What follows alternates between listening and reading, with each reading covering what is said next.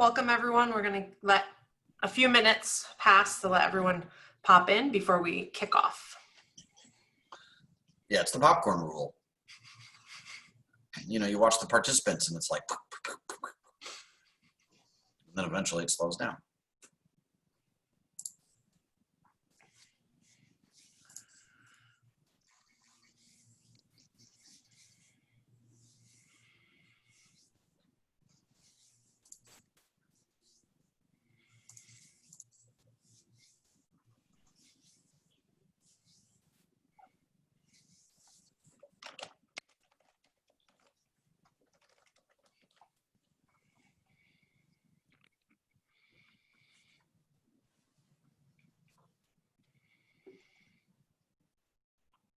Okay, I think we're starting to hit a good consensus. So I think we can kick things off. So welcome. Thank you for joining us for our lessons learned from the Facebook boycott. My name is Amanda Martin. I'm the Vice President of Enterprise Partnerships at Goodway Group. I oversee our partnerships with platforms, with supply partners, data partners, the gamut of ad tech. And I'm joined today by Jay Friedman and Ben. I'm not even going to murder your last name, so I'll let you introduce yourselves. Jay, you want to kick it off? Yeah, Jay Friedman, President of Goodway Group, and I'm trying out a real office today, at least as my Zoom background. Hey guys, Ben Diesbach. I head our analytics and insights team at the Goodway Group. It's a tough last name to pronounce, so no worries. Yeah, I mean the spelling maybe, but Diesbach is pretty simple, Yeah, the spelling gets you. Yeah. There you go. And Ben, can you explain your role a little bit at Goodway? Yeah, I head our analytics team at Goodway. We're really focused on all things data, both from a client engagement standpoint and a product development standpoint. So this is a truly relevant topic for us, right now for sure. All right, great. Well, let's kick things off. So obviously, it's mid-August. We're past the July Facebook boycott call to action that came about from the Stop Hate for Profit group. But ultimately, we're here to kind of discuss what lessons can be learned, where do we go from now, how can this be an opportunity for us, and what led us here. So maybe to kick it off, Jay, could you explain what came about at the, going into July, what led to this kind of mass brand decisioning to boycott Facebook and social media in general?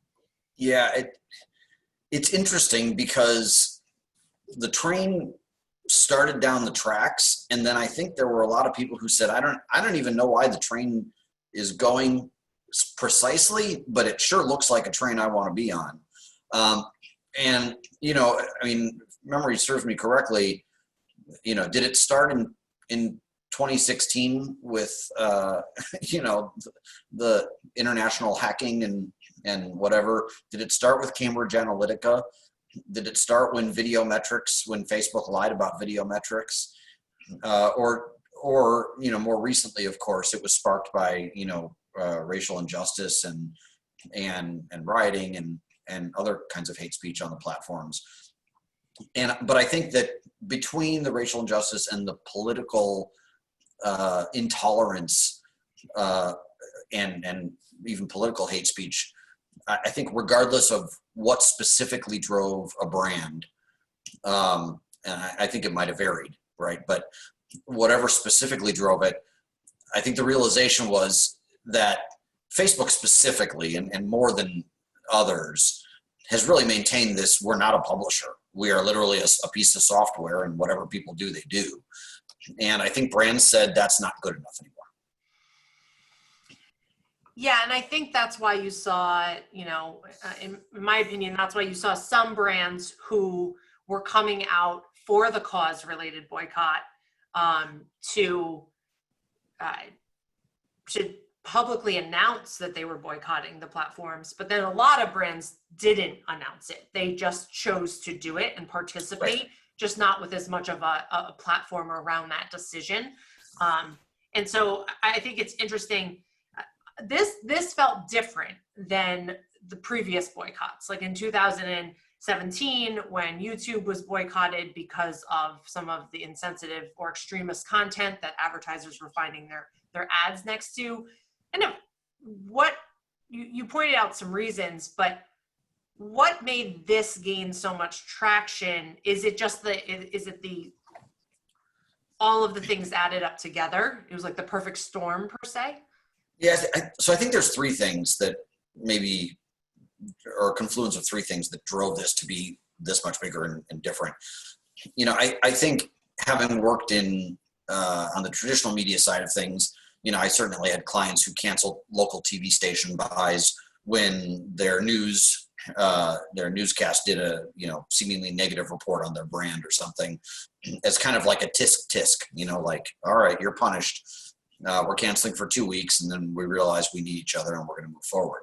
And I think that's a little bit more of what happened with YouTube. It was like a tisk, like there needs to be a consequence for your result. So I think there needs to be a consequence was one component. I think that the degree of concern for against hate speech and for what is acceptable in society really reached a new level this spring that we hadn't seen. And you mix that with the background of really the most uncertain time that marketers have ever faced. I mean, in their lifetimes, in these lifetimes.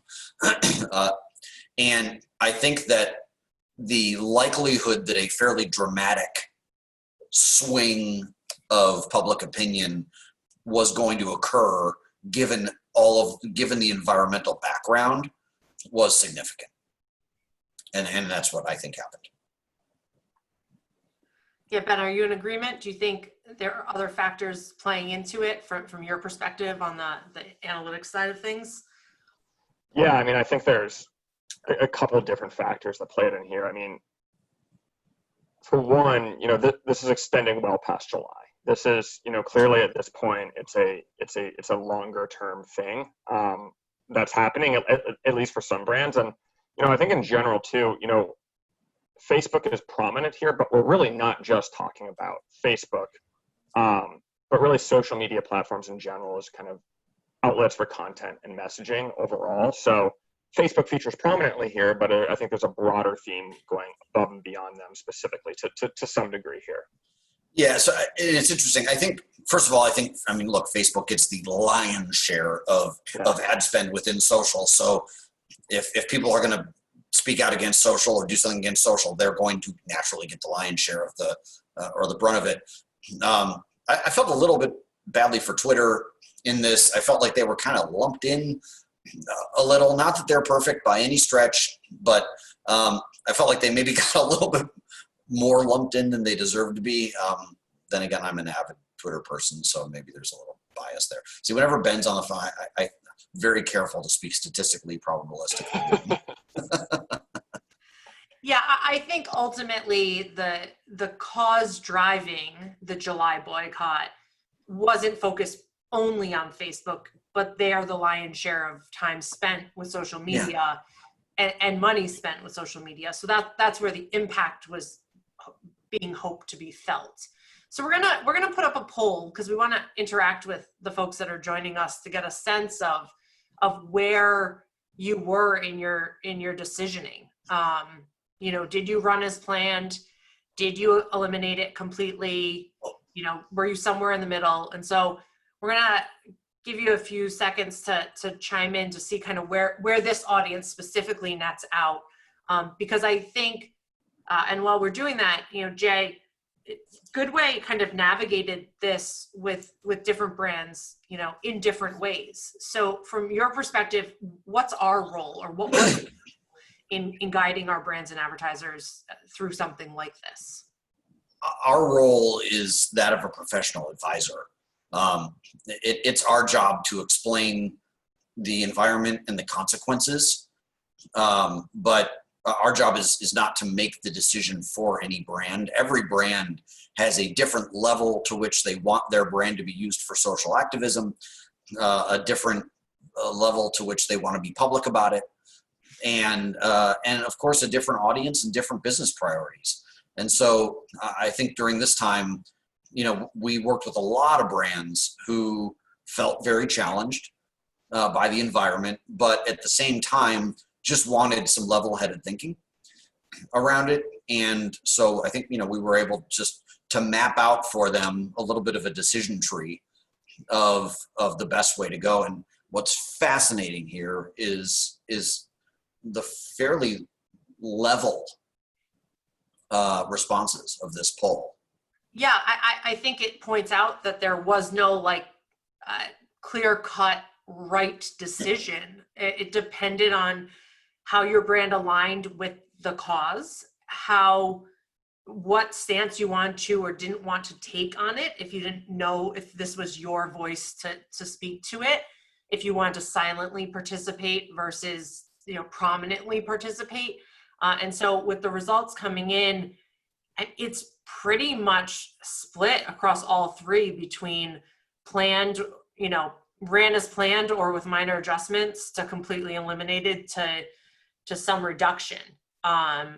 So, Yeah. leaning towards the yes or no, obviously, but I do think a lot of brands were split, and some brands are actually starting to make the decision to join now for very unrelated cause-related choices because they're watching other brands do it. Yeah. So, so 62%, sorry, 62 did something, right? And 38 did nothing. But I also, to your point about some brands are starting now, this is, thank goodness, this is not 7th grade gym class where I have to, make sure I have the coolest sneakers on. This is a business decision, and I don't know that there's a rush. Again, depending on the business, some brands there was a rush, right? And there was a rush for really good reason. But for some brands, waiting and seeing is a completely viable option. And I know we had a number of brands who did want to do that, and we've just worked with them throughout to monitor and gauge the responses and the environment. So what was the real result?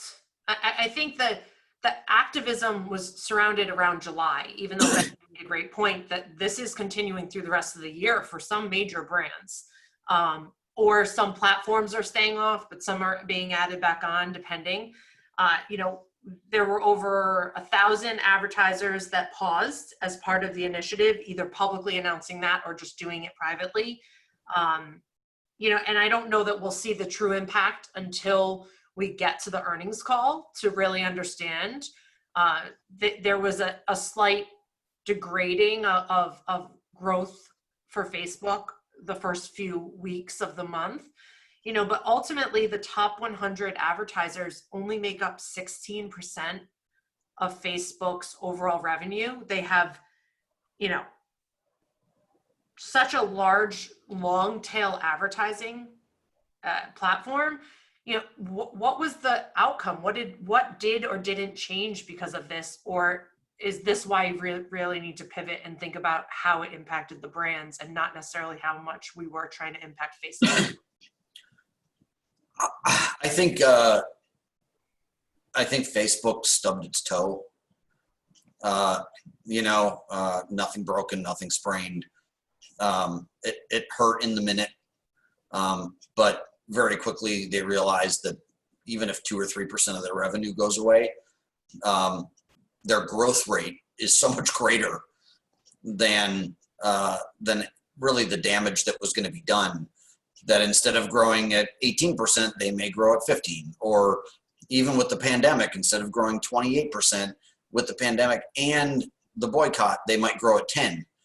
And I do believe that from an earnings perspective, certainly we've seen, we saw LiveRamp announce growth, Trade Desk announced, kind of a dip, but the dip was pretty minimal compared to the 32% the economy dipped. So I look at this and I think, the challenge for Facebook is that none of these individually are crippling. But when you add in, the IDFA, and we're not going to necessarily get into that all today, but their CFO said, the IDFA thing, yeah, that's going to sting. and this boycott's going to sting. And I think if you ask any company who's been at the top and then fallen from grace, it was rarely one thing. I read the story of BlackBerry. It was not one thing that took them down. It was a series of stings. And so I think Facebook just needs to be very careful. Yeah, and Jay, you authored a piece in Ad Age in the middle of July, which was, which I think people see as the boycott, but I don't see it as a start and finish of the conversation. And you called out that it was, more about how much we're relying on Facebook and versus and social media holistically. And can you share kind of why you think advertisers need to reassess that reliance? Because I think to some of the questions that are coming through, if thousands of advertisers stop advertising on Facebook and it barely dents them, Facebook isn't likely to change and meet the demands of the brands. So maybe the brands need to reassess the use case and need for these platforms and the risks that they take on and the benefits that they bring as well. Yeah. So in an economically rational world, let's say there's a social network with, 2 million total users, which is like nothing, right? And Facebook has 2 billion.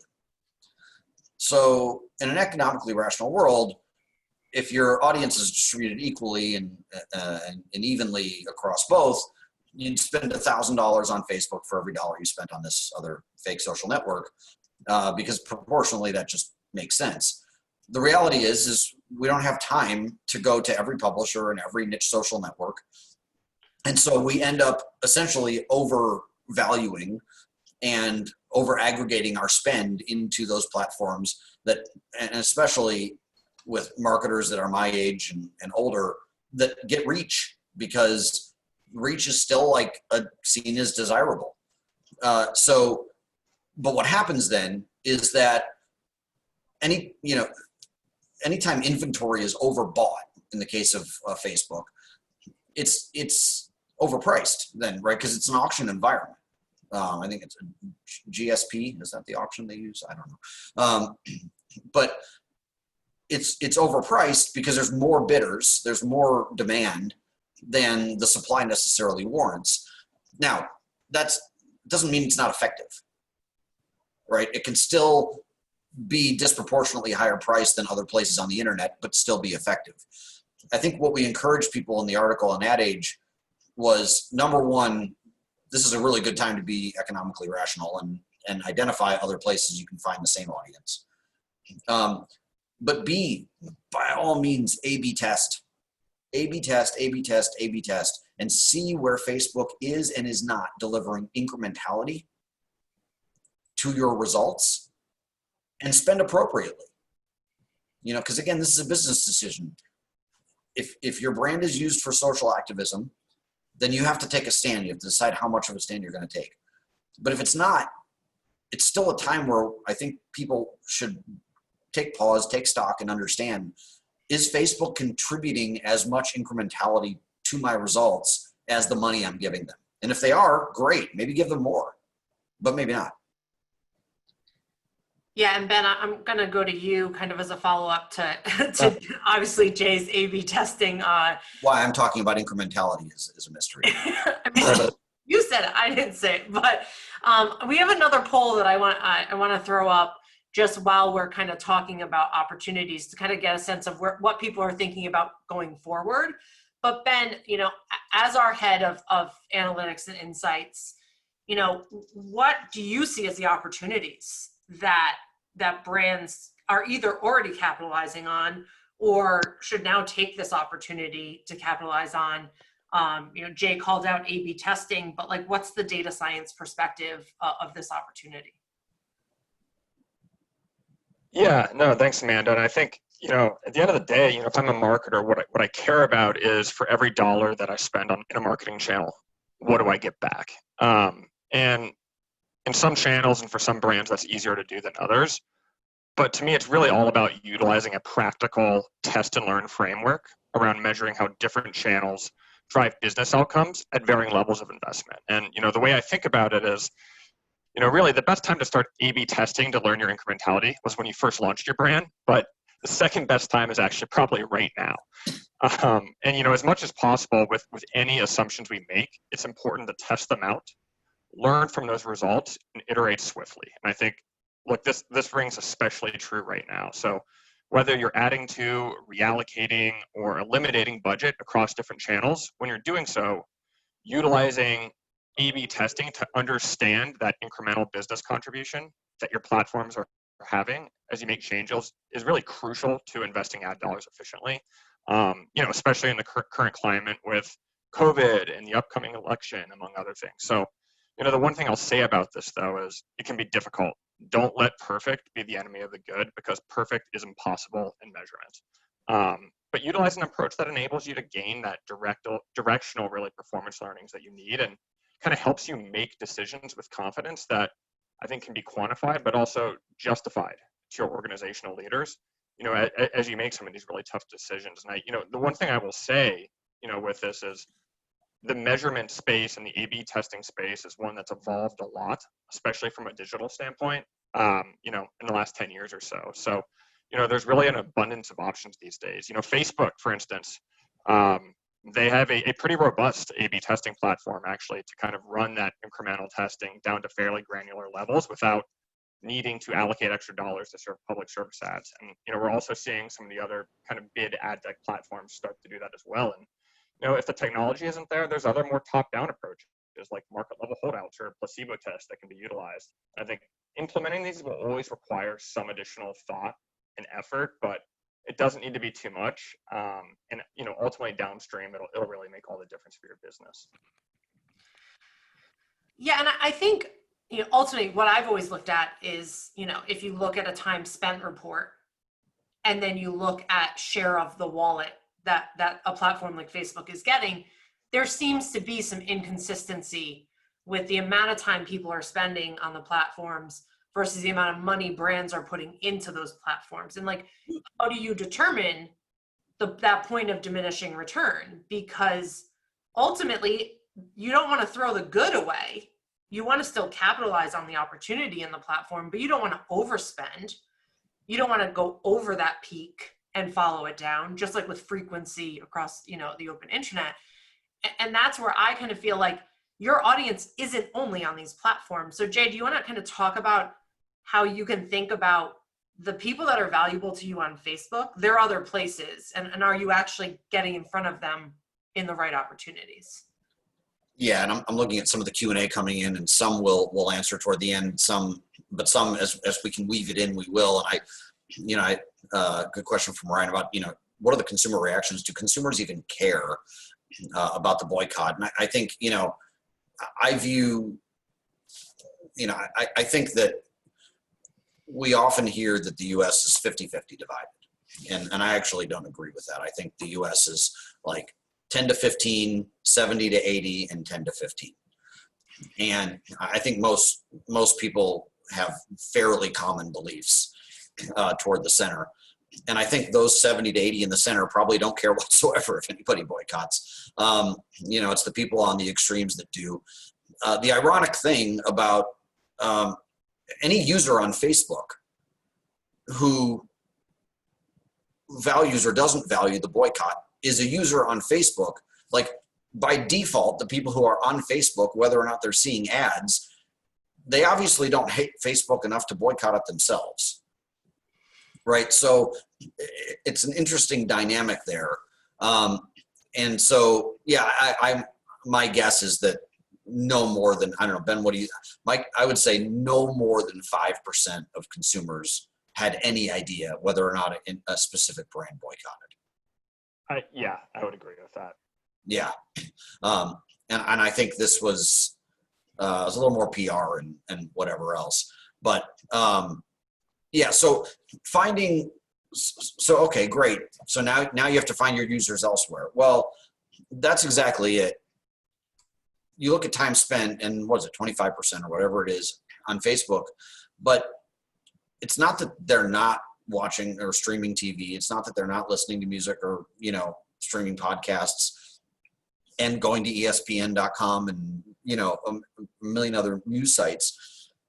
And so the question is just how much more challenging is it to find them in other places? And I think in general, it's probably not very challenging. You know, now if you want to go 100 publishers deep, it may, but that's the value of programmatic.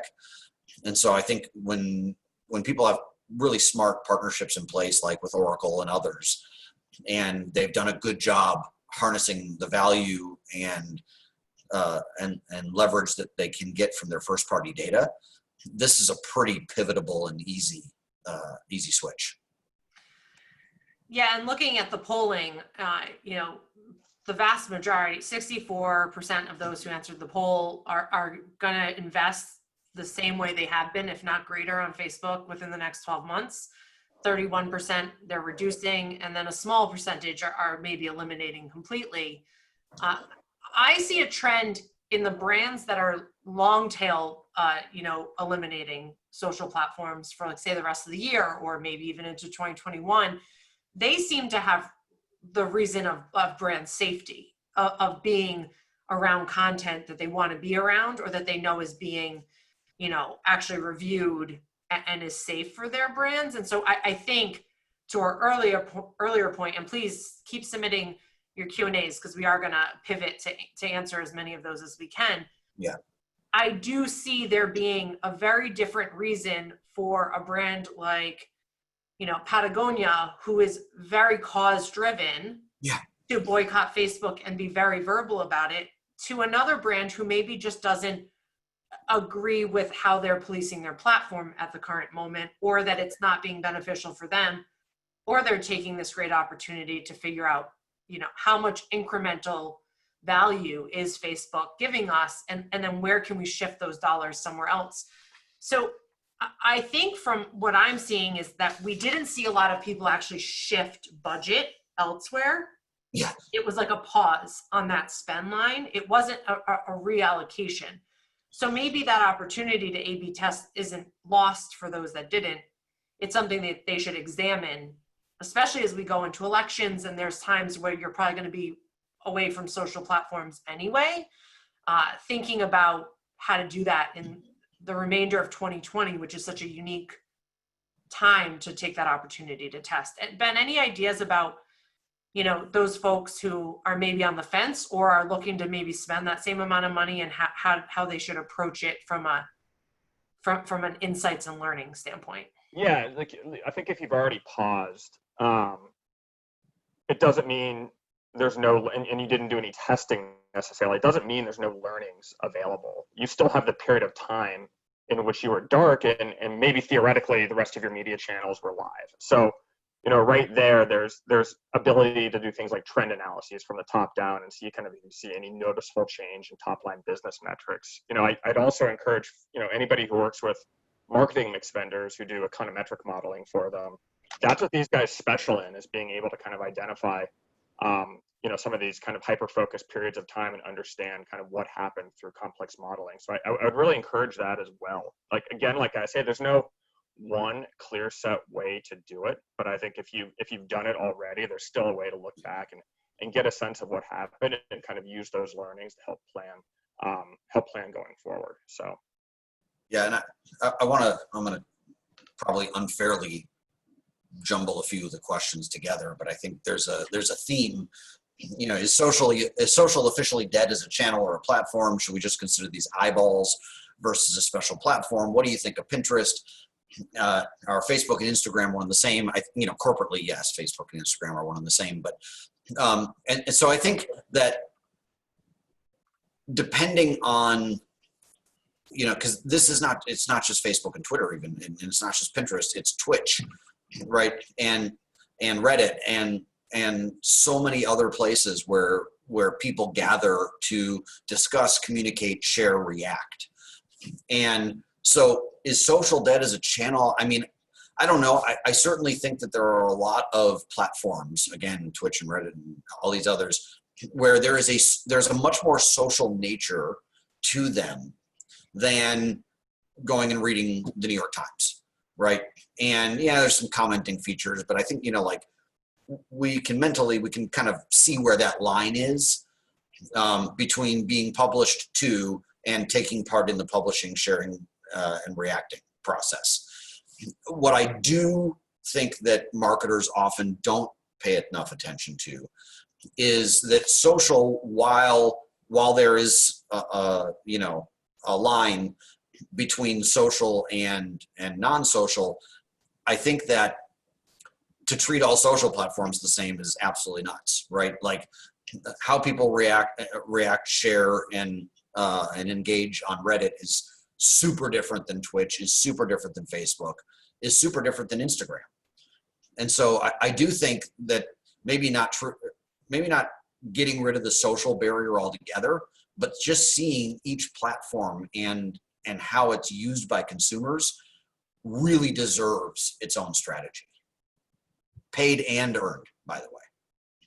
Yeah, I agree. I don't see social as being dead. I just see it having a different vantage point in brands' eyes now, and in a different approach. And I think that's part of the maturity of it in the marketplace. There's a question and comment here about, I agree you can find your audiences in other areas, but Facebook is the most efficient, more so than other digital and social platforms. How do you justify to your clients to spend a lot more of their marketing budget to reach less people? So I think for me, Facebook is efficient because you have to log in. So they know who you are, and it's like a controlled environment. And the open internet is actually far larger than that controlled environment, but the addressability is the main difference. Is that, and Jay, I'll let you chime in. I look at as you have to value them for what they bring to you and what they can provide to you, not one or the other. I don't think many brands are in a position where they're saying, I'm going completely open internet or I'm going completely Facebook. I think it's a combination that makes you successful. Yeah, so I think just the notion that spend more of their budget to reach less people, number one, and this is where marketing has become a science, and it's not it's not an art, and it's not an opinion anymore. Number one, an ad on, you can buy a display ad for $2 or sometimes it's $5 or $10, but 1,000. Whereas your CTV, you might get it for, 15, you might have to pay 125 for the right user. And so I think that it's not about reaching more people, and it's not about reaching more or less people more times. There's a value criteria to the user, a probability to convert and to change their mind. And that's where the incrementality comes in. Because, you come to me and just say, hey, I want you to generate a lot of conversions. That's really easy. Like, Ben, you and I have both done that in respective, roles before. You go find everyone that's going to convert anyway. You serve them an ad, and then Facebook and other platforms tell you did a great job. And that's not incrementality. That's not value. And so I think there are so many factors by which we have to evaluate media. The probability of that user to convert, the format of the ad, because a full screen Instagram ad deserves to cost a lot more than a display ad or a skippable podcast ad, etc. And so that's been, and you've done a ton of work around combining channels and looking at overlap. Yeah.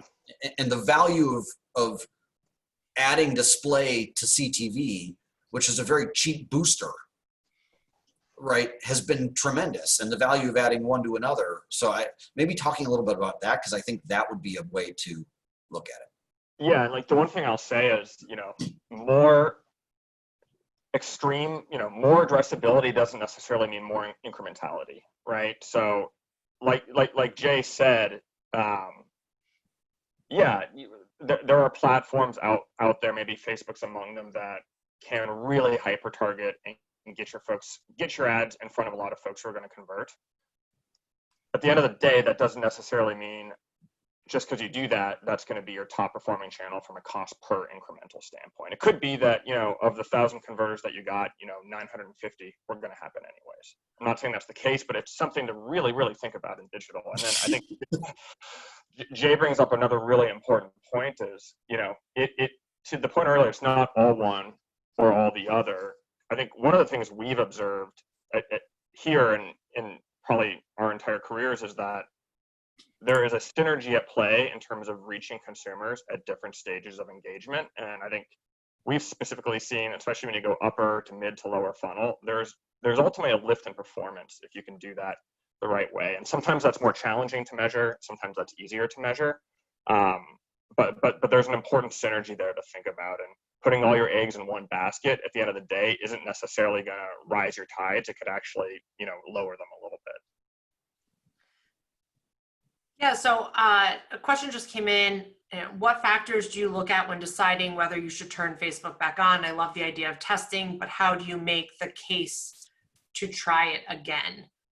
Maybe take this from an analytical standpoint, maybe scenario of how do you test turning it back on? Like, how do you create that A/B scenario? If you're dark and you're going back on, or if you're not dark and you're just going to change the parameters of your campaign. Yeah, if I'm dark and I'm going back on, and maybe let's assume for a second that I ran a set of targets within Facebook and Instagram before. I was happy with them. I didn't necessarily do any testing. I would work with Facebook and use one of their incrementality measurement tools when I went back live, and they can give you pretty good feedback on which of your conversions that you actually earned were incremental and which were non-incremental. And I think, for some brands within a few weeks, that's going to give you a sense of how well comparatively it's working to the rest of your media mix. And I think I would say the same thing if you've been live the whole time. There's nothing to stop you from doing that today. Brand solutions like Facebook and others have really robust tools to do that. And even if you don't want to use those tools, there's other ways to do that. A lot of brands I've seen will do like market level holdouts where they'll say, hey, these two markets are really alike. Let's turn something on or off in one of them and index their trends over time. So it's never too late to start doing that. Yeah, I think to start, I'm sitting here going, all right, I'm a CEO of a company, right? And of a brand, pick your brand. Number one,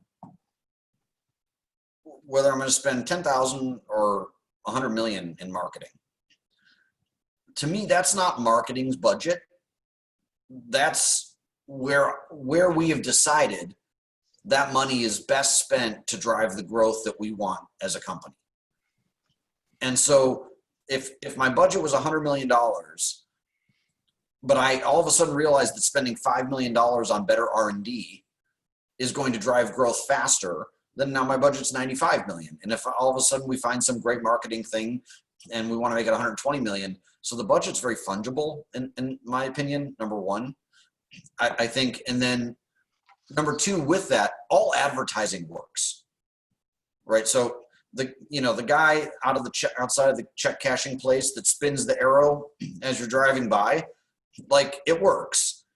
Well, I don't know, but it works. And so the question is not so much, I don't think, does Facebook work or does social or any of this other stuff? I think everything works. But as marketers, we have to figure out very specifically what works best for our brand with our consumers. And that's where it's hard. Yeah, so we got a question actually before during the registration process about, do you think the effects will truly be felt in the long term rather than the short term? And I think from our discussion, I've heard us, basically say that the outcome's probably not about the boycott. It's about the change in perspective or approach for social platforms and for spending there. And we got some good questions about the fact that, it is a lot of small business using Facebook. It is a lot of long tail advertising. So how do you see the long-term effects? Is Facebook maybe not the place for large brands, but will continue to thrive being a small business pursuit? Or do you think it's going to look exactly the same in 6 to 12 months? I think from my standpoint, I I think it's one thing that's going to change from the brand side, I think, is just the thoughtfulness with which they plan and evaluate on it, and the accountability to which they hold what they're delivering and where, and what they're going to look for from Facebook. So I think we're going to probably see an evolution from that standpoint in terms of how brands work with Facebook, what they expect back from them, and the level of transparency I think they expect back from them. So, I would expect as we go, as we get more learnings, as we get further and further through this, that's something that'll continue to evolve. I don't know so much with, some brands saying I don't need to advertise on Facebook at all, or some saying I need to do a lot more. I don't know as much about that. I think just that relationship's going to change. I think that's fair. So while we were talking, a few questions came in about, where people were moving their money. I think overarching the theme was the money was paused, the money wasn't moved. I feel like the brands that are pausing for the rest of the year are moving that budget, but the brands that paused for a month did not maybe move that budget. And especially in a pandemic, could probably, save that money for a month and be okay with it. We've talked about Twitch, we've talked about, Pinterest. I don't think we necessarily have strong opinions about platforms holistically. It's more about like what that platform does for your brand. I look at Pinterest and I think of Pinterest as a search platform. I don't think of Pinterest as a social platform per se, because I think you're seeking things, still social in nature. Jay, you mentioned Twitch several times. Do you see this as a growing platform for brands? Kind of, what do you think about the level of social, like Facebook's the elephant in the room. They're the big one. There's a lot of other social platforms out there, and how do you suggest navigating that space? Yeah, and that's where I think that we start with the audience and work backward rather than starting with the platform or the channels and working, and rather than going to Facebook or Reddit and saying like, all right, how much of my audience do you have? Let's look at the audience that I as a brand have and say, great, where do they disproportionately spend their time? Where can I find them disproportionately on sale, right? Where can I get pricing advantages relative to where they spend their time? And once and then what are the ad formats within those places where they spend their time that are good values? What are the ad formats that are most likely to convert? And I think once we start layering on multiple contributing variables and factors, we kind of end up with a mathematical equation. And of course it's A, B, A, B, A, B, A, B, A, B, but, and not just creative, but media and audience and everything else. We kind of end up with a custom created plan of how we end up succeeding as a brand. But that's challenging. And every time you make a change to your product, every time you enter a new market, a lot of this stuff has to be retested and re-explored. It's not all that different from if you're in pharma and you're creating either a vaccine, which would be fairly topical to today, or just, a cure. Like, you have to deal with things that mutate and change. I mean, it's very similar. I think we're kind of coming up on time, but I think there's one last kind of question, talking about Facebook's kind of shift in and of itself. So, Facebook has kind of done a new push towards groups, and is affecting user behavior and ad spend. And it's not being tied as much to connecting everybody, but to connecting people with shared interests, which I think is a new interesting way. I was at the F8 concert summit, not this year, so a year ago, when they kind of rolled out this shift. And my feeling was that I looked at it as they were leaning into Instagram as the megaphone, and Facebook was going to become more the niche audiences. Do you guys agree? Kind of, how do you think Facebook itself is evolving, it with or without this boycott, but the brand itself is changing? Yeah, I agree with that completely. And, we say Facebook a lot, but, Instagram is maybe the bigger part of that, these days. And I think if you think about what Facebook is versus what Instagram is, it feels to me like it's sort of a natural evolution that makes sense, just given the way even like influencer marketing and things like that have really kind of ratcheted up over the past few years. Yeah, Facebook to me is a little bit like the community park that nobody really chose to take care of. And as a platform, it's fine. It's still got trees and it works and everything. But they say at any given time there's over 10,000 versions of Facebook running. And they're A, B, C, D, E through Z times 50 testing all the time. And so I think Facebook will change the color of their fonts, will add features, will do whatever it takes to maximize engagement, to maximize ad viewing opportunities. They're a business, I think, and this isn't me being skeptical or cynical or anything. Initially it was, we want to connect the world. And at some point, like many other businesses, it changed to, we're going to make this quarter's earnings amazing. And so with that, I think they're going to follow that path. So I don't know that I would. I think Facebook is a vehicle, right? It's a very, very large vehicle to communicate a message and engage with a number of consumers who highly value the platform. So any closing remarks as we close out? I think the themes I heard are find your audience and focus on your audience first, and then also measuring that incrementality and truly what that return on investment is, and using this time to assess that, whether you participated in the boycott or you're just rethinking your social strategy amongst so many other brands doing the same thing. Any closing thoughts from either of you before we sign off? Go ahead, Ben. No, I think that's it for me. I think we're in unique and uncertain times right now, and I think there's increased volatility. So I think we just have to get comfortable to pivot and change directions probably more frequently than we used to, and I think this plays right in with it. So that would probably be the key theme that I'm seeing right now, that we all have to be a little bit more flexible and willing to pivot with everything that we do. Yeah, I think the departing words I would provide would be, I do hear a lot of marketers saying like, well, when are we going to figure this out? As though once we've figured it out, now we can be in a steady state. And I think where I've transitioned my mind to over the past couple of years is that there is no steady state. And you may end up finding something that works for 6 months. You might find something that works for 18 months. And the longer it works, the luckier you should feel that you didn't have to go back and fix it. But there is nothing permanent.